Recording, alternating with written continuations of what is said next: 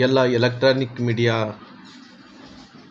ಪತ್ರಿಕಾ ಮತ್ತು ಮಾಧ್ಯಮದ ಸ್ನೇಹಿತರೆ, ಏನಿವತ್ತು ದೇಶದ ಪ್ರಧಾನಮಂತ್ರಿಗಳಾದಂಥ ನರೇಂದ್ರ ಮೋದಿಜಿಯವರು ಮಕ್ಕಳ ಭವಿಷ್ಯದಿಂದ, ಅವರ ಹಿತದೃಷ್ಟಿಯಿಂದ ಒಂದು ಮಹತ್ವಪೂರ್ಣವಾದಂಥ ನಿರ್ಣಯವನ್ನು ತಗೊಳ್ಳೋಂಥ ಕೆಲಸ ಮಾಡಿದ್ದಾರೆ. ಯಾಕಂದರೆ ಮೊನ್ನೆ ಏನು ನೀಟ್ ಪರೀಕ್ಷೆ ವಿಚಾರದಲ್ಲಿ ಭಾಳಷ್ಟು ದೇಶದಾದ್ಯಂತ ಏನು ಗೊಂದಲ ಆಯಿತೋ, ಆ ಗೊಂದಲವನ್ನು ನಿರ್ವಹಣೆ ಮಾಡಬೇಕು ಅನ್ನೋಂಥ ಕಾರಣದಿಂದ ಪ್ರಧಾನಮಂತ್ರಿಗಳಾದಂಥ ಕೆಲವು ನಿರ್ಧಾರಗಳನ್ನು ತಗೊಳ್ಳೋಂಥ ಕೆಲಸ ಮಾಡಿದ್ದಾರೆ. ನಂದಿನ್ ನಿಲ್ಕೇಣಿಯವರು ಏನು ಅವರ ನೇತೃತ್ವದಲ್ಲಿ ಪರೀಕ್ಷಾ ಸುಧಾರಣೆಗಳ ಕುರಿತು ಉನ್ನತ ಮಟ್ಟದ ಕಾರ್ಯಪಡೆಯನ್ನು ರಚನೆ ಮಾಡೋಂಥ ಕೆಲಸ ಮಾಡಿದ್ದಾರೆ. ಆ ಕಾರ್ಯಪಡೆಯ ವರದಿಯ ಆಧಾರದ ಮೇಲೆ ಮುಂಬರುವಂಥ ಪರೀಕ್ಷೆಗಳು ನಡಿಬೇಕು ಅನ್ನೋಂಥ ತೀರ್ಮಾನವನ್ನು ಕೂಡ ತಗೊಳ್ಳೋಂಥ ಕೆಲಸ ಮಾಡಿದ್ದಾರೆ. ಏನು ಈ ಪೇಪರ್ ಸೋರಿಕೆ ಪ್ರಕರಣದಲ್ಲಿ ಯಾರ್ಯಾರು ಭಾಗಿಯಾಗಿದ್ದರೋ, ಯಾರ್ಯಾರು ಅದರಲ್ಲಿ ಶಾಮೀಲಾಗಿದ್ದರೋ ಅವರೆಲ್ಲರೂ ಕೂಡ ಜೈಲಿಗೆ ಹಾಕೋಂಥ ಕೆಲಸ ಇವತ್ತು ಕೇಂದ್ರ ಸರ್ಕಾರ ಮಾಡಿದೆ. ಅದರ ಜೊತೆಲಿ ಸಾಕಷ್ಟು ಕಾನೂನುಗಳನ್ನು ಕೂಡ ಮಾಡೋಂಥ ಕೆಲಸ ಕೂಡ ಮಾಡಿದೆ. ಬಹುಶಃ ಒಂದು ಫಾಸ್ಟ್ ಟ್ರ್ಯಾಕ್ ಕೋರ್ಟು, ಈ ರೀತಿ ಪ್ರಶ್ನೆ ಪತ್ರಿಕೆ ಸೋರಿಕೆ ಆದಂಥ ಟೈಮಲ್ಲಿ ಫಾಸ್ಟ್ ಟ್ರ್ಯಾಕ್ ಕೋರ್ಟುಗಳಿರಬೇಕು. ಆ ಫಾಸ್ಟ್ ಟ್ರ್ಯಾಕ್ ಕೋರ್ಟಲ್ಲಿ ಕೂಡ ಸಾಕಷ್ಟು 3 ತಿಂಗಳ ಒಳಗಡೆ ಇತ್ಯರ್ಥ ಆಗಬೇಕು ಅನ್ನೋಂಥ ತೀರ್ಮಾನವನ್ನು ಕೂಡ ಇವತ್ತು ಹೊಸ ಫಾಸ್ಟ್ ಟ್ರ್ಯಾಕ್ ಕೋರ್ಟ್ಗಳನ್ನು ಕೂಡ ಸ್ಥಾಪನೆ ಮಾಡೋಂಥ ಕೆಲಸ ಆಗಿದೆ. ಜೊತೆಲಿ ಪಾರ್ಲಿಮೆಂಟಲ್ಲಿ ಕೂಡ ಈ ಬಿಲ್ ಬಗ್ಗೆ ಸಾಕಷ್ಟು ಚರ್ಚೆಗಳಾಗ್ತಾಯಿದ್ದಾವೆ. ಇವತ್ತು ಬಹುಶಃ ಪಾರ್ಲಿಮೆಂಟಲ್ಲಿ ಚರ್ಚೆ ಆಗೋಂಥ ಟೈಮಲ್ಲಿ ಮೊನ್ನೆ ಪ್ರಧಾನಮಂತ್ರಿಗಳು ಅವರು ಉಲ್ಲೇಖನ ಮಾಡೋಂಥ ಟೈಮಲ್ಲಿ ಏನು ಇವತ್ತು 10 ವರ್ಷಗಳ ಕಾಲ ಜೈಲು ಶಿಕ್ಷೆ, 10 ಲಕ್ಷ ರೂಪಾಯಿ ದಂಡ, ಸಾಕಷ್ಟು 10 ಕೋಟಿ ದಂಡ, ನಂತರ ಸಾಕಷ್ಟು ನಿಯಮಾವಳಿಯನ್ನು ಕೂಡ ಮಾಡೋಂಥ ಕೆಲಸ ಮಾಡಿದ್ದಾರೆ. ಮುಂದಕ್ಕೆ ಇದನ್ನು ಎಂಥ ಪರಿಸ್ಥಿತಿಯಲ್ಲೂ ಕೂಡ ಅದು ಮರಳು ಕಳಿಸ್ಬಾರ್ದು ಅನ್ನೋಂಥ ಕಾರಣದಿಂದ ಇವತ್ತು ನಂದನ್ ನಿಲ್ಕೇಣಿ ಅವರ ನೇತೃತ್ವದಲ್ಲಿ ಒಂದು ದೊಡ್ಡ ತಂಡವನ್ನು ಕೂಡ ನೇತೃತ್ವವನ್ನು ಕೂಡ ವಹಿಸೋಂಥ ಕೆಲಸ ಮಾಡಿದ್ದಾರೆ. ಇವತ್ತು ಸಂಸತ್ತಿನಲ್ಲಿ ಕಠಿಣವಾದಂಥ ಕಾನೂನು ಅಂಶಗಳನ್ನು ಕೂಡಿದಂಥ ಶಾಸನಬದ್ಧವಾದಂಥ ಒಂದು ತರಬೇಕು ಅನ್ನೋಂಥ ಪ್ರಯತ್ನ ಏನು ಮಾಡ್ತಾಯಿದ್ದಾರೋ ದೇಶದ ಪ್ರಧಾನಮಂತ್ರಿಗಳಂಥ ನರೇಂದ್ರ ಮೋದಿಜಿಗಳು ಮಕ್ಕಳ ಭವಿಷ್ಯದ ಹಿತದೃಷ್ಟಿಯಿಂದ ಅವರು ಪ್ರಮುಖವಾದಂತೆ ಹೆಜ್ಜೆ ಇಡೋಂಥ ಕೆಲಸ ಕೂಡ ಮಾಡಿದ್ದಾರೆ. ಇವತ್ತು ನಾನೇನು ಹಿಂದಕ್ಕೆ ಹೋಗಿ ಯಾವುದು ಹಿಂಗಾಯಿತು, ಅವ್ರ ಕಾಲದಲ್ಲಿ ಹಿಂಗಾಯಿತು ಅದರ ಬಗ್ಗೆ ಯಾವುದೇ ಉಲ್ಲೇಖನೆ ಮಾಡೋಕ್ಕೋಗಲ್ಲ. ಇವತ್ತು ಪ್ರಧಾನಮಂತ್ರಿಗಳು ದೇಶದ ಯುವಜನತೆಗೆ ಮೋದಿಜಿಯವರು ಅವರು ಜೊತೆಲಿ ಇದ್ದಾರೆ ಅನ್ನೋಂಥ ಮಾತನ್ನು ಹೇಳೋದ್ರ ಜೊತೆಲಿ ವಿದ್ಯಾರ್ಥಿಗಳ ಜೊತೆಯಲ್ಲಿ ದೇಶದ ಯುವಜನತೆ ಭಾವನೆಗಳಿಗೆ ಯಾವುದೇ ರೀತಿಯಲ್ಲಿ ತೊಂದರೆ ಆಗಲಾರ್ದಂತೆ ಮೋದಿಜಿಯವರು ಇದ್ದಾರೆ ಅನ್ನೋಂಥದ್ದು ಕೂಡ ನೋಡಿಸ್ಕೊಡೋಂಥ ಕೆಲಸ ಮಾಡಿದ್ದಾರೆ. ಇದರ ಜೊತೆಯಲ್ಲಿ ಬಹುಶಃ ಮುಂದಿನ ದಿನಗಳಲ್ಲಿ ಇನ್ನು ಮುಂದೆ ಯಾವುದೇ ಪ್ರಶ್ನೆ ಪತ್ರಿಕೆ ಸೋರಿಕೆ ಆದಂಥ ಈ ರೀತಿ ಆದ್ರಿಗಿನ ಬಹುಶಃ ಅವರಿಗೆ ಭಾಳಷ್ಟು ಕಠಿಣವಾದಂಥ ಕಾನೂನುಗಳನ್ನು ಪ್ರಧಾನಮಂತ್ರಿ ನರೇಂದ್ರ ಮೋದಿಜಿಯವರು ನೇರವಾಗಿ ಅವರೇ ಟ್ವೀಟನ್ನು ಮಾಡೋದ್ರ ಮೂಲಕ, ಅವರೇ ಲೈವಲ್ಲಿ ಬರೋದ್ರ ಮೂಲಕ ಮುಂದಿನ ದಿನಗಳಲ್ಲಿ ಭವಿಷ್ಯದಲ್ಲಿ ಮಕ್ಕಳ ಅವರು ಸದೃಢತೆಯನ್ನು ಅವ್ರನ್ನ ಭವಿಷ್ಯವನ್ನು ರೂಪಿಸ್ಕೊಡೋಂಥ ಕೆಲಸ ಮೋದಿಜಿ ಅವರು ಕೂಡ ಮಾಡ್ತಾಯಿದ್ದಾರೆ. ಜೊತೆಯಲ್ಲಿ ಇವತ್ತು ಕರ್ನಾಟಕ ರಾಜ್ಯದಲ್ಲಿ ಸರ್ಕಾರ ಐತೆ. ಬಹುಶಃ ಸರ್ಕಾರ ಇದ್ದಂಥ ಟೈಮಲ್ಲಿ ಇವತ್ತು ನಾನು ಈ ರಾಜ್ಯ ಸರ್ಕಾರಕ್ಕೆ ನಾನು ಕೇಳ್ತೀನಿ, ಇವತ್ತು ರಾಜ್ಯದಲ್ಲಿ ಇವತ್ತು ಬರಗಾಲ ಅಂತೂ ಚಾಯಿಸ್ತಾ ಇದೆ. ಬರಗಾಲ ಎಲ್ಲಿ ನೋಡಿದ್ರಿಗನ ಬರಗಾಲ ಜೊತೆಲಿ ಯಾರಿಗೂ ಕೂಡ ಸಾಕಷ್ಟು ತೊಂದರೆದಲ್ಲಿ ಇದ್ದಾರೆ. ರಾಜ್ಯದಲ್ಲಿದ್ದಂಥ ರೈತರು ಕೂಡ ಸಂಕಷ್ಟದಲ್ಲಿದ್ದಾರೆ. ಆದರೆ ರಾಜ್ಯ ಸರ್ಕಾರ ಇಷ್ಟು ದಿನಗಳ ಕಾಲ ಮಳೆ ಆಗಲಿಲ್ಲ, ಸಾಕಷ್ಟು ಜಮೀನುಗಳ ಕೂಡ ಒಣಗಿ ಹೋಗ್ತಾ ಇದ್ದಾವೆ, ದನಕರುಗಳಿಗೆ ನೀರಿಲ್ಲ, ಮೇವಿಲ್ಲ, ಜನರಿಗೆ ಕುಡಿಲಿಕ್ಕೆ ನೀರಿಲ್ಲ. ಇಂಥ ಸಂದರ್ಭದಲ್ಲಿ ಇವರು ಮುಖ್ಯಮಂತ್ರಿಗಳು ಪರಿಹಾರವನ್ನು ಘೋಷಣೆ ಮಾಡೋದು ಬಿಟ್ಟು ಯಾಕೆ ಈ ಡ್ರೋನ್ ಸರ್ವೆ ಇವಾಗ ಯಾಕೆ ಪ್ರಾರಂಭ ಮಾಡಿದಾರೋ ಗೊತ್ತಾಗ್ತಲ್ಲ. ಡ್ರೋನ್ ಸರ್ವೆ ಇವತ್ತು ಯಾವ ರೀತಿಯಲ್ಲಿ ಅಂದರೆ ಅಂಗೈಗೆ ಒಂದು ಗಾಯ ಆದರೆ, ಕೈಗೆ ಗಾಯ ಆದ್ರಿಗಿನ ಯಾವ ರೀತಿ ಕನ್ನಡಿಯಲ್ಲಿ ನೋಡ್ಕೋಬೇಕಾಗುತ್ತೆ, ಆ ರೀತಿ ಸರ್ಕಾರ ಅನ್ನೋಂಥದ್ದು ಇವತ್ತು ಆ ಕೆಲಸ ಮಾಡೋಕ್ಕೂ ಹೊಂಟಿದೆ. ಯಾಕಂದರೆ ಇವತ್ತು ಸರ್ಕಾರ ಇಷ್ಟು ದಿನಗಳ ಕಾಲ ಮಾಡಬೇಕಾದಂಥ ಕೆಲಸ ಮಾಡಲಾರ್ದಂತೆ ಇವತ್ತು ಡ್ರೋನ್ ಕಾನೂನು ಮೂಲಕ ಇವತ್ತು ಸರ್ವೆಯನ್ನು ಮಾಡೋಕ್ಕೂ ಹೊರಟಿದ್ದಾರೆ. ನಾನು ಇವತ್ತು ಈ ಸರ್ಕಾರಕ್ಕೆ ಕೇಳ್ತೀನಿ, ಇವತ್ತು ರೈತರೆಲ್ಲರೂ ಕೂಡ ಒಂದು ಕಡೆ ಗುಳೆಗೆ ಹೋಗ್ತಾ ಇದ್ದಾರೆ, ಇವತ್ತು ರೈತರೆಲ್ಲರೂ ಕೂಡ ಒಂದು ಕಡೆ ತೊಂದರೆದಲ್ಲಿದ್ದಾರೆ.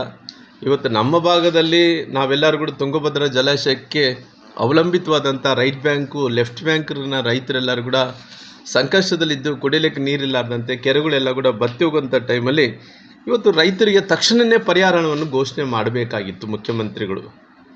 ಯಾಕಂದರೆ ಇವತ್ತು ಮುಖ್ಯಮಂತ್ರಿಗಳಾದ ನಂತರ ಅವರು ಬೆಂಗಳೂರಿಗೆ ಡೆಲ್ಲಿಗೆ ಸೀಮಿತ ಆಗಿಬಿಟ್ಟಾರ.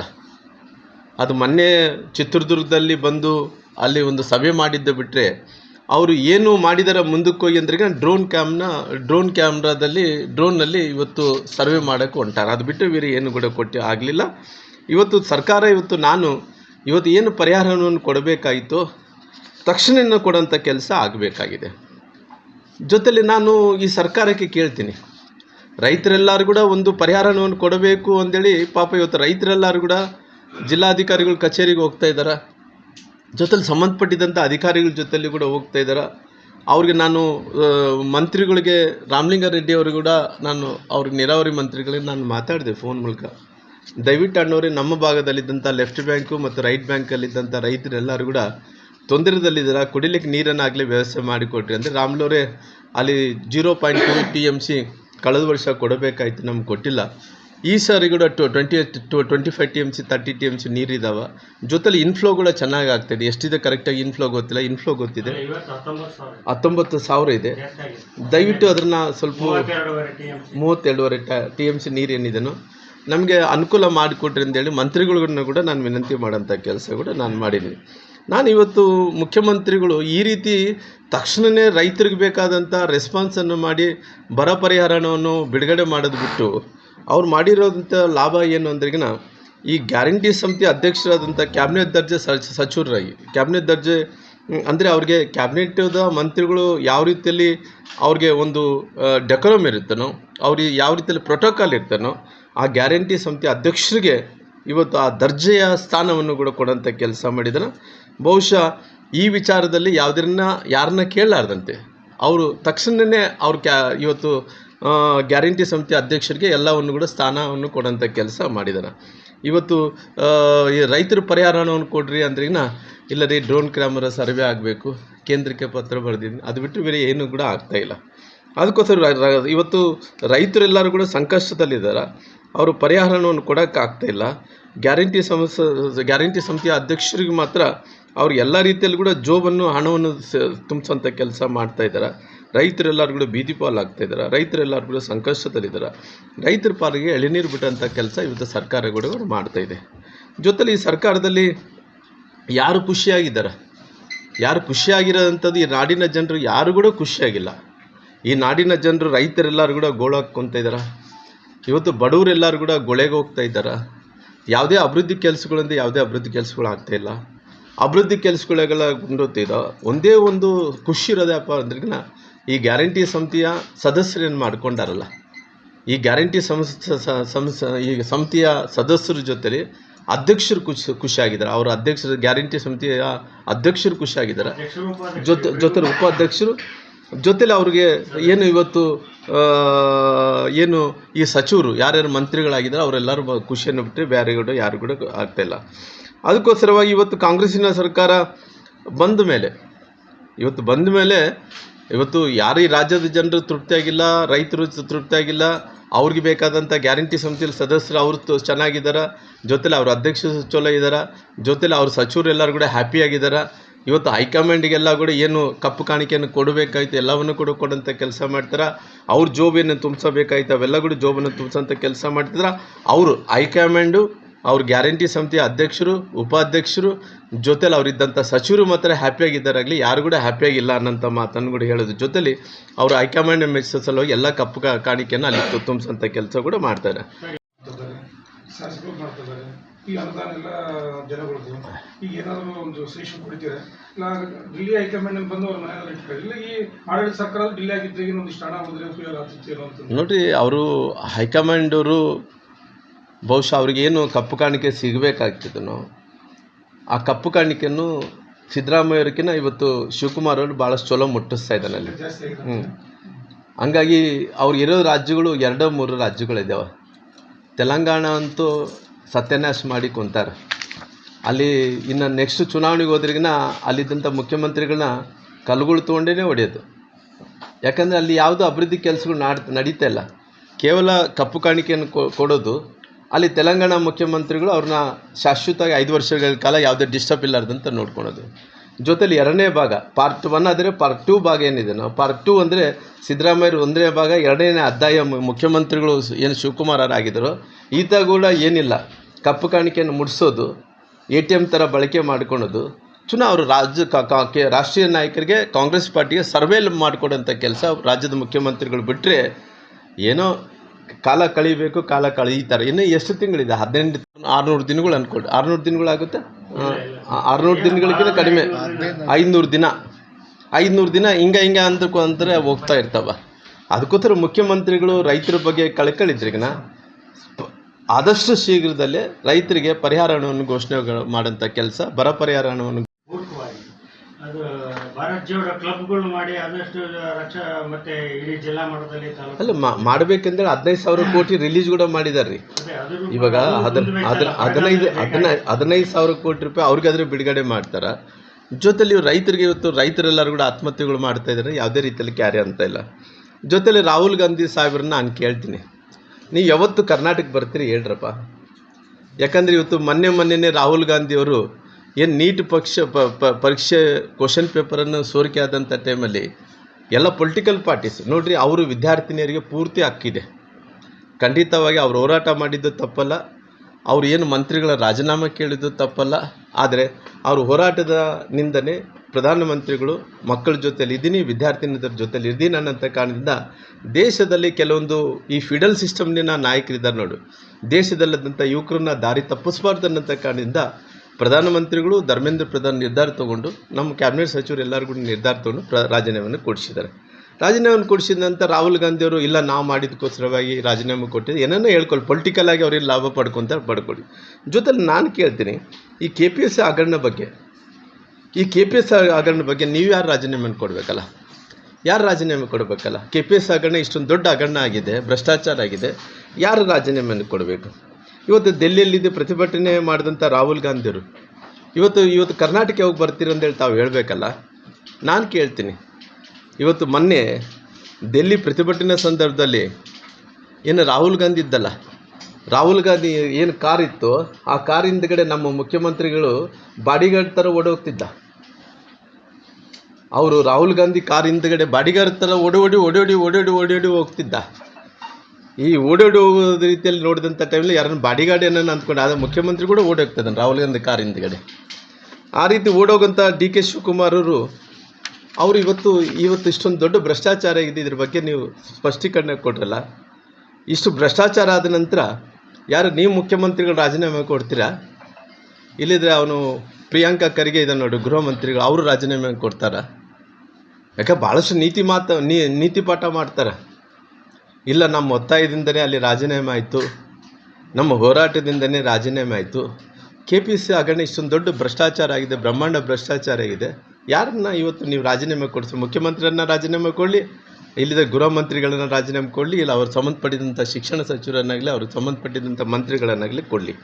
ಅದಕ್ಕೂ KPSC ಹಗರಣ ವಿಚಾರದಲ್ಲಿ ನೋಡಿದಂಥ ಟೈಮಲ್ಲಿ KPSCಯಲ್ಲಿ ಪರೀಕ್ಷೆ ಬರೆದಂಥ ಮಕ್ಕಳು ಇವತ್ತು ಅವ್ರ ಭವಿಷ್ಯಕ್ಕೆ ಯಾರು ಹೊಣೆ? ಅವ್ರ ಭವಿಷ್ಯಕ್ಕೆ ಯಾರು ಹೊಣೆಗಾರರಾಗ್ತೀರಿ? ಜೊತೆಲಿ ಇಷ್ಟೊಂದು ಭ್ರಷ್ಟಾಚಾರ ಆದಂಥ ಟೈಮಲ್ಲಿ ಕೂಡ ಎಲ್ಲ ವಿದ್ಯಾರ್ಥಿನಿಯರು ಹೋಗಿ ಪೊಲೀಸ್ ಸ್ಟೇಷನ್ದಲ್ಲಿ ಕುಂತು ಕಂಪ್ಲೇಂಟನ್ನು ಕೊಡಬೇಕಂದೇಳಿ ಕುಂತಂಥ ಟೈಮಲ್ಲಿ ಈ ಸರ್ಕಾರ ಎಷ್ಟು ಬೇಜವಾಬ್ದಾರಿ ಇಟ್ಕೊಂಡ್ರಿ. 3 ತಾಸುಗಳ ಕಾಲ 3 ಗಂಟೆಗಳ ಕಾಲ ದೂರು ಸ್ವೀಕಾರ ಮಾಡೋ ಸಲುವಾಗಿ, ಕಂಪ್ಲೇಂಟನ್ನು ಸ್ವೀಕಾರ ಮಾಡೋ ಸಲುವಾಗಿ 3 ತಾಸು ಕೊಡ್ತಾರೆ. ಈ 3 ತಾಸನ್ನ ಅರ್ಥ ಏನು? ಮಕ್ಕಳನ್ನ ಕಂಪ್ಲೇಂಟನ್ನು ಕೊಡೋಕೆ ಹೋದಂಥ ಮಕ್ಕಳನ್ನು 3 ತಾಸು ಪೊಲೀಸ್ ಸ್ಟೇಷನ್ದಲ್ಲಿ ಕೂಡಿಸ್ಕೊತೀರಂದ್ರಿಗಿನ ಇದ್ರ ಜವಾಬ್ದಾರಿ ಯಾರು ಹೊಣೆಗಾರಿಕೆಯನ್ನು ಹೊತ್ತಬೇಕಾಗಿದೆ? ಇದು ಪೊಲೀಸ್ ಸ್ಟೇಷನ್ದಲ್ಲಿ ರಿಜಿಸ್ಟ್ರ್ ಮಾಡಬೇಕು ಅಂತ ಹೋದಂಥ ಟೈಮಲ್ಲಿ ಅವ್ರ ಮೇಲೆ ಒತ್ತಡ ಇರೋಂಥ ಕೆಲಸ ನೀವು ಮುಖ್ಯಮಂತ್ರಿಗಳು ಮಾಡಿದರೆ, ಗೃಹ ಮಂತ್ರಿಗಳು ಮಾಡಿದರೆ ಇದನ್ನು ಸ್ಪಷ್ಟೀಕರಣ ಕೊಡೋಂಥ ಕೆಲಸ ಮುಖ್ಯಮಂತ್ರಿಗಳು ಮಾಡಬೇಕು ಅನ್ನೋಂಥ ನಾನು ಕೂಡ ಅವ್ರಿಗೆ ಆಗ್ರಹಿಸ್ತೀನಿ. ಜೊತೆಲಿ ವಿದ್ಯಾರ್ಥಿನಿಯರು ಒಂದು ಕಡೆ ದೂರು ಸ್ವೀಕಾರ ಮಾಡೋಂಥ ಟೈಮಲ್ಲಿ ಲೇಟು ಮಾಡಿದ್ದಾರೆ, 3 ತಾಸುಗಳ ಕಾಲ ಅವರು ಕೂಡಿಸ್ಕೊಂಡಿದ್ದಾರೆ, ಅವ್ರಿಗೆ ತೊಂದರೆಯನ್ನು ಮಾಡಿದ್ದಾರೆ. ಈ ಸರ್ಕಾರ ಯಾವುದೇ ರೀತಿಯಲ್ಲಿ ಕೂಡ ಕಿಮ್ಮತ್ತು ಕೊಡ್ತಾ ಇಲ್ಲ. ಅದಕ್ಕೋಸ್ಕರವಾಗಿ ಇವತ್ತು ರಾಹುಲ್ ಗಾಂಧಿ ಅವ್ರನ್ನ ನಾನು ಬರಲಿಕ್ಕೆ ಹೇಳ್ತೀನಿ. ಯಾಕಂದ್ರೆ ನೀಟ್ ಪರೀಕ್ಷೆದಲ್ಲಿ ಭಾಳ ದೊಡ್ಡ ಹೋರಾಟ ಮಾಡಿದಾರಲ್ಲ, ನಿಮ್ಮ ಸರ್ಕಾರದಲ್ಲಿ ಇವತ್ತು ಬ್ರಹ್ಮಾಂಡ ಭ್ರಷ್ಟಾಚಾರ ಇದೆ. ಇವತ್ತು KPS ಪರೀಕ್ಷೆಯಲ್ಲಿ ವಿದ್ಯಾರ್ಥಿನಿಯರಿಗೆ ಭಾಳಷ್ಟು ತ್ರಾಸಾಗಿ ಅವ್ರಿಗೆ ಯಾವುದೇ ರೀತಿಯಲ್ಲಿ ಏನು ನ್ಯಾಯ ಸಿಗಬೇಕಾಗಿದೆ ಸಿಕ್ಕಿಲ್ಲ. ದಯವಿಟ್ಟು ಕರ್ನಾಟಕ ಕೂಡ ಬಂದು ರಾಹುಲ್ ಗಾಂಧಿ ಅವ್ರ ಪ್ರತಿಭಟನೆ ನಾನು ಮಾಡಬೇಕನ್ನೋಂಥ ಒತ್ತಾಯನೂ ಕೂಡ ಮಾಡ್ತೀನಿ. ನಾನು ನೋಡ್ತಾ ಇದ್ದೆ, ನಾನು ನಿನ್ನೆ ಸಿದ್ದರಾಮಯ್ಯ ಸಾಹೇಬರ ಹೇಳಿಕೆಯನ್ನು ಕೂಡ ನೋಡ್ತಾ ಇದ್ದೆ. 2028ನ ಚುನಾವಣೆಗೆ ನಾನು ವಿಧಾನಸಭೆ ಚುನಾವಣೆಯಲ್ಲಿ ಸ್ಪರ್ಧೆ ಮಾಡೋದಿಲ್ಲ ಅನ್ನೋಂಥ ಮಾತು ಮಾಜಿ ಮುಖ್ಯಮಂತ್ರಿಗಳಂತ ಸಿದ್ದರಾಮಯ್ಯರು ಹೇಳಿದ್ದಾರೆ. ಅವರು ರಾಜಕೀಯವಾಗಿ ಅವರು 2028ಗೆ ನಾನು ರಾಜಕೀಯವಾಗಿ ನಿವೃತ್ತ ಆಗ್ತೀನಿ, ರಾಜಕಾರಣದಲ್ಲಿ ನಿಲ್ಲಲ್ಲ ಅನ್ನೋದಿದ್ರೆ ಭಾಳ ಚೆನ್ನಾಗಿರ್ತಿತ್ತು. ಅವ್ರು ಹೇಳಿದಂಥ ಮಾತೇನು, ಮುಖ್ಯಮಂತ್ರಿಗಳು ಮಾಜಿ ಮುಖ್ಯಮಂತ್ರಿಗಳು ರಾಜಕೀಯ ತುಂಬ ಕಲುಷಿತವಾಗಿದೆ ಅಂದರೆ ನಾನು ಕೇಳ್ತೀನಿ. ಇವತ್ತು DK ಶಿವಕುಮಾರ್ ಅವರು ಮುಖ್ಯಮಂತ್ರಿ ಆದ ಮೇಲೆ ಅವ್ರಿಗೆ ಯಾಕೆ ಈ ರೀತಿ ಅನಿಸೈತೆ ಅನ್ನೋದು ಒಂದು ಕೂಡ ಗೊತ್ತಿಲ್ಲ. ಯಾಕೆಂದರೆ ರಾಜಕೀಯ ಕಲುಷಿತ ಆಗಿದೆ ಅಂದ್ರಿಗಿನ ಅವರು 2023ರಲ್ಲಿ ಮುಖ್ಯಮಂತ್ರಿ ಆದ ನಂತರ ಅಲ್ಲಿ ಕಲುಷಿತ ಆಗಿದ್ದಿಲ್ಲನ. ಈಗ ಮುಖ್ಯಮಂತ್ರಿಗಳು ಶಿವಕುಮಾರ್ ಆದ ನಂತರ ರಾಜಕೀಯ ಭಾಳಷ್ಟು ಕಲುಷಿತವಾಗಿದೆ. ಈ ಕಲುಷಿತ ಆಗಿದೆ ಅಂದ್ರಿಗಿನ ಅವ್ರು ಏನನ್ನ ಮುಖ್ಯಮಂತ್ರಿಗಳು ಶಿವಕುಮಾರ್ ಆದ ನಂತರ ಈ ರೀತಿ ಅನಿಸುತ್ತದೆ ಅನ್ನೋದಂತೇಳಿ ನನಗೇನು ಗೊತ್ತಿಲ್ಲ. ಹಂಗಾಗಿ DK ಶಿವಕುಮಾರನು ಮುಖ್ಯಮಂತ್ರಿಗಳಾದ ಮೇಲೆ ಸಿದ್ದರಾಮಯ್ಯವ್ರನ್ನ ನಡ್ಕೊಂಡಂಥ ರೀತಿಯನ್ನ ಚೆನ್ನಾಗಿಲ್ಲ, ಏನೋ ಅವ್ರಿಗೇನನ್ನು ಅಪಮಾನ ಮಾಡೋಂಥ ಕೆಲಸ ಆಗಿದೆನೋ, ಏನು ನೋವಿನಿಂದ ರಾಜಕೀಯ ಕಲುಷಿತ ಆಗಿದೆ ಅನ್ನೋಂಥ ಮಾತು ಏನು ಹೇಳಿದಾರೋ ಅದು ಯಾವುದೇ ರೀತಿಯಲ್ಲೂ ಕೂಡ ಒಂದು ರೀತಿ ನಮಗೆ ಗೊತ್ತಾಗ್ತಾ ಇಲ್ಲ. ಅಧಿಕಾರ ಹೋದ್ಮೇಲೆ ಈ ರೀತಿ ಕಲುಷಿತ ಆಗಿದೆನಾ ಇಲ್ಲ ಅಂದ್ರೆಗಿನ ಅವ್ರು ಏನನ್ನ DK ಶಿವಕುಮಾರ್ ಅವರು ಮುಖ್ಯಮಂತ್ರಿ ಆದಮೇಲೆ ಕಲುಷಿತ ಆಗಿದೆನಾ, ಮುಂದಕ್ಕೆ ರಾಜಕೀಯ ನಿವೃತ್ತಿ ಆಗ್ತೀನಿ ಅಂದರೆ ಹೌದಪ್ಪ ನಿವೃತ್ತಿ ಆಗ್ತಾನೆ ಅಂದ್ರೆ ರಾಜಕೀಯನೇ ಕಲುಷಿತ ಆಗಿದ್ದಾನಂತ ಮಾತು ಹೇಳಿದ್ರಂದ್ರಿಗಿನ ಎಲ್ಲೋ ಒಂದು ಕಡೆ ಅಸಮಾಧಾನ ಇದೆ ಅನ್ನೋಂಥ ವಿಚಾರವನ್ನು ಕೂಡ ಅವ್ರಿಗೆ ಹೇಳೋಂಥ ಕೆಲಸಗಳು. ಚುನಾವಣಾ ರಾಜಕಾರಣದಿಂದ ದೂರ ಇರ್ತೀನಿ ಅಂತಾರೆ, ಸಕ್ರಿಯವಾಗಿ ರಾಜಕೀಯವಾಗಿರ್ತೀನಿ ಅಂತ ಅವರು ಹೇಳಂತಾರೆ. ಅಲ್ಲ, ಅವರು ಕಲುಷಿತ ಆಗಿದ್ದಾನಂತ ಮಾತನ್ನು ಹೇಳಿದ್ದಾರೆ, ಆ ಪದ ಬಳಸಿದ್ದಾರೆ. ರಾಜಕೀಯ ಕಲುಷಿತ ಆಗಿದ್ದಾನಂತ ಶಬ್ದವನ್ನು ಕೂಡ ಅವರು ಬಳಸಿದ್ದಾರೆ. ಹಂಗಾಗಿ ಸಿದ್ದರಾಮಯ್ಯರು ಅಧಿಕಾರದಲ್ಲಿ ಇರೋ ತನಕ ಅದೆಲ್ಲ ಕೂಡ ಸರಿ ಇತ್ತು, ಶುದ್ಧವಾಗಿತ್ತು. ಅಂದರೆ ಸಿದ್ದರಾಮಯ್ಯ ಸಾಹೇಬರು ಎಲ್ಲಿ ತನಕ ಅಧಿಕಾರದಲ್ಲಿ ಇದ್ರೋ ಅಲ್ಲಿ ತನಕ ಇದು ಸರಿಯಾಗಿತ್ತು, ಶುದ್ಧವಾಗಿತ್ತು, ಕಲುಷಿತ ಆಗಿದ್ದಿಲ್ಲ. ಆದರೆ DK ಶಿವಕುಮಾರ್ ಅವರು ಮುಖ್ಯಮಂತ್ರಿ ಆದಮೇಲೆ ರಾಜಕೀಯ ಹಾಳಾಗಿದೆ ಅನ್ನೋಂಥ ಮಾತು ನಾನು ಹೇಳಿದಂಥ ಮಾತಲ್ಲ, ಮಾಜಿ ಮುಖ್ಯಮಂತ್ರಿಗಳು ಸಿದ್ದರಾಮಯ್ಯರು ಹೇಳಿರೋಂಥ ಮಾತು. ಹಂಗಾಗಿ ಇವತ್ತು ಸೀನಿಯರ್ ಲೀಡ್ರುಗಳು ಹೇಳಿದಂಥ ಮಾತು. ಹಂಗಾಗಿ ಇವತ್ತು ರಾಜ್ಯದಲ್ಲಿ ಬಹುಶಃ ಈ ರಾಜ್ಯದ ಮುಖ್ಯಮಂತ್ರಿಗಳು ಮುಂದಕ್ಕೆ ಏನಾಗುತ್ತೆ ಅನ್ನೋಂಥ ಗೊತ್ತಿಲ್ಲ. ಆಗಲಿ ಸದ್ಯಕ್ಕಿಂತ ವಾತಾವರಣದಲ್ಲಿ ಅವರು ಪಾರ್ಟಿಯಲ್ಲಿ ಕೂಡ ಚೋಲೆ ಇಲ್ಲ, ಸಿದ್ದರಾಮಯ್ಯ ಸಾಹೇಬರು ಕೂಡ ರಾಜಕೀಯವಾಗಿ ಕಲುಷಿತ ಆಗಿದೆ, ಸರಿ ಇಲ್ಲ ಅನ್ನೋಂಥ ಮಾತು ಅವರು ಹೇಳಿರೋ ಕಾರಣ ಇವತ್ತು ರೈತರೆಲ್ಲರೂ ಕೂಡ ಸಂಕಷ್ಟದಲ್ಲಿದ್ದಾರೆ. KPS ಹಗರಣ ಏನಾಗಿದ್ದು ಅದರ ಬಗ್ಗೆ ಹೋರಾಟ ಮಾಡೋ ಸಲುವಾಗಿ ರಾಹುಲ್ ಗಾಂಧಿ ಅವರು ಕೂಡ ಬರಬೇಕು, ಆ ಹೋರಾಟವನ್ನು ಕೂಡ ಮಾಡಬೇಕು. ನಮ್ಮ ಕರ್ನಾಟಕ ರಾಜ್ಯದಂಥ ಮಕ್ಕಳು ಕೂಡ ಅವ್ರಿಗೆ ನ್ಯಾಯವನ್ನು ಕೊಡಿಸ್ಬೇಕನ್ನೋಂಥ ಒತ್ತಾಯವನ್ನು ಕೂಡ ಮಾಡ್ತೀನಿ. ಬಹುಶಃ ನಾನು ಕೇಳ್ತೀನಿ, ಕೇವಲ ಕರ್ನಾಟಕದಲ್ಲಿ ಕಾಂಗ್ರೆಸ್ ಸರ್ಕಾರ ಇರೋ ಕಾರಣ ಎಲ್ಲ ಮಾಡಿದರೆ ಎಲ್ಲ ಮುಚ್ಕೊಂಡು ಹೋಗುತ್ತೆ ಅಂತೇಳಿ ಕೇವಲ ಸತ್ಯ ಹರಿಶ್ಚಂದ್ರದಲ್ಲ ಡೆಲ್ಲಿಯಲ್ಲಿ ಯಾವ ರೀತಿಯಲ್ಲಿ ಹೋರಾಟ ಮಾಡಿದ್ರು ಕರ್ನಾಟಕದಲ್ಲಿ ಕೂಡ ಮಾಡಬೇಕು ಅನ್ನೋಂಥ ಒತ್ತಾಯವನ್ನು ಕೂಡ ಮಾಡಿಕೊಡೋಂಥ ಕೆಲಸ ಮಾಡ್ತೀನಿ. ಈಗ ತಿಂಗಳಿಗೊಮ್ಮೆ ಸಭೆಯಲ್ಲಿ ಸಲಕೋ ತಗೊಂಡು ಕುಡಿಬೇಕು ಸರ್ಕಾರ ಅಂತ ಡಿಲ್ಲೇ ಫ್ಲೋರ್ ತಗೊಂಡ್ಬಿಡ್ತಾರೆ. ಇವಾಗ ರೈತರು ನೋಡಿ ಸರ್, ಅಲ್ಲಿ ನಮ್ಮ ಈ left bank, right bank, HLC, LLC ಕೆನಾಲ್ದಲ್ಲಿ ಏನು ರೈತರು ಏನು ನೀರು ಬಳಕೆ ಮಾಡಬೇಕಾಯಿತು, ಜಮೀನೆಲ್ಲ ಪೂರ ಒಣಗೋಗಿದೆ ಸರ್. ಯಾವುದು ಕೂಡ ಏನು ರೈತರಿಗೆ ಇವತ್ತು ಇಷ್ಟು ತ್ರಾಸಲ್ಲಿದ್ದಾರೆ, ಅಷ್ಟು ತ್ರಾಸಲ್ಲಿದ್ದಾರೆ. ಮುಖ್ಯಮಂತ್ರಿಗಳು ಡ್ರೋನು ಸರ್ವೆ ಇವಾಗ ಯಾಕೆ ಬೇಕಿದೆ? ಆಲ್ರೆಡಿ ಸ್ಟ್ಯಾಟಿಸ್ಟಿಕ್ಸ್ ಇದೆ, ಜಿಲ್ಲಾಧಿಕಾರಿಗಳೆಲ್ಲ ಸ್ಟ್ಯಾಟಿಸ್ಟಿಕ್ಸ್ ಕೊಟ್ಟಿದ್ದಾರೆ. ಆ ಕೃಷಿ ಇಲಾಖೆ ಸಂಬಂಧಪಟ್ಟಿದ್ದಂಥವ್ರು ಸ್ಟ್ಯಾಟಿಸ್ಟಿಕ್ಸ್ ಅಲ್ಲ ಮಾಡಲಿ ಟೈಮ್ ಅಲ್ಲ ಇಲ್ಲ ಅಲ್ಲ ಟೈಮು ಆಗೋದು ಇವಾಗ ನೋಡೋಣ. ಇವಾಗ ನಮಗೆ ಇವಾಗ ನೀರು ಅಣ್ಣವ್ರು ಹೇಳ್ದಂಗೆ 30,000 ಕ್ಯೂಸಿಕ್ಸ್ ನೀರಿದ್ದಾವೆ ಸದ್ಯಕ್ಕೆ ವಾತಾವರಣ. 32 TMC ನೀರಿದ್ದಾವೆ. ಆ 32 TMC ನೀರು ಏನೋ ಒಂದು ನಿರ್ಧಾರ ತೊಗೋಬೇಕಲ್ಲಣ್ಣ.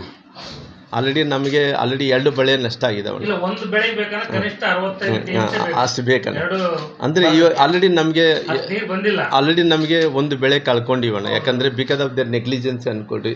ಇಲ್ಲ ರಾಮ್ಲು ಅವ್ರು ಮಾಡಿದ್ದು ಚಲೋ ಆಗಿದೆ, ಪರ್ಮಿಂಟ ಮಾಡಿದೆ, 2 ಬೆಳೆ ಕಳ್ಕೊಂಡಿವಿ. ನನಗೆ ಇವತ್ತು ರೈತರೆಲ್ಲರೂ ಕೂಡ ನಿಮಗೆ ನನಗಿನ್ನ ಚಲೋ ಗೊತ್ತಿದೆ. ಜಿಲ್ಲಾಧಿಕಾರಿ ಆಫೀಸಲ್ಲಿ ಅಡ್ಡಾಡ್ತಾ ಇದ್ದಾರೆ. ನಮ್ಮ ರೈತರು ಇವತ್ತು ಸಾಕಷ್ಟು ಸಂಕಷ್ಟದಲ್ಲ, ಲೆಫ್ಟ್ ಬ್ಯಾಂಕು ರೈಟ್ ಬ್ಯಾಂಕಿನ ರೈತರು. ಹಂಗಾಗಿ ನಾನೇನು ಹೇಳ್ತೇನೆ, ತೀರ್ಮಾನ ನೀವು ಹೇಳ್ದಂಗೆ 60,000 ಕ್ಯೂಸೆಕ್ಸ್ ಇದ್ದರೆ ಮಾತ್ರ ನೀರು ಬಿಡೋಕ್ಕಾಗ್ತಾರೆ ರಾಮ್ಲು ಅಂದ್ರೆಗಿನ ತಕ್ಷಣ ಭದ್ರಾದಿಂದ ತರಿಸ್ಕೊತೀರ. ಅಲ್ಲಿ ಇನ್ಫ್ಲೋ ಚೆನ್ನಾಗಿದೆ, ಆ ಕಡೆ ಮಳೆ ಚೆನ್ನಾಗಿ ಆಗ್ತಾಯಿದೆ. ಸರ್ಕಾರ ತೀರ್ಮಾನ ತಗೊಂಡು ನಮ್ಮ ಭಾಗದಲ್ಲಿದ್ದಂಥ ರೈತರನ್ನೆಲ್ಲ ನೋಡ್ರಿ, ಅಲ್ಲಿ ಸಾಕಷ್ಟು ಫುಲ್ ಆಗಿಲ್ಲ. ಇಲ್ಲ, ಆ ಕಡೆ ರೈತರು ಕೂಡ ಸಮೃದ್ಧಿ ಆಗಿದ್ದಾರೆ, ಮಳೆ ಚಲೋ ಆಗ್ತದೆ.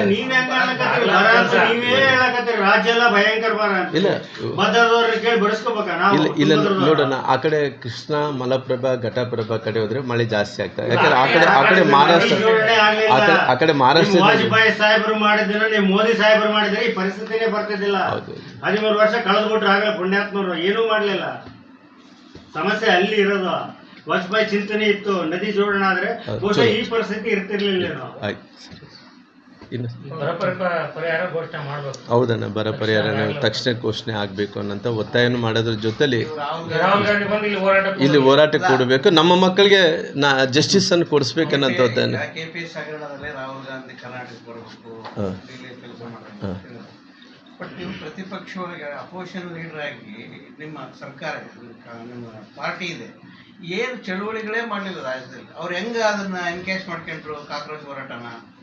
ಕರ್ನಾಟಕದಲ್ಲಿ ಎಲ್ಲಿ ಹೋರಾಟಗಳಾದವು? ಎಲ್ಲಿ ಸರ್ಕಾರ ಎಲ್ಲೇನೋ ಒಂದ್ ಕಡೆ ಶೇಕ್ ಮಾಡಂಗೆ ಎಲ್ಲೇನೋ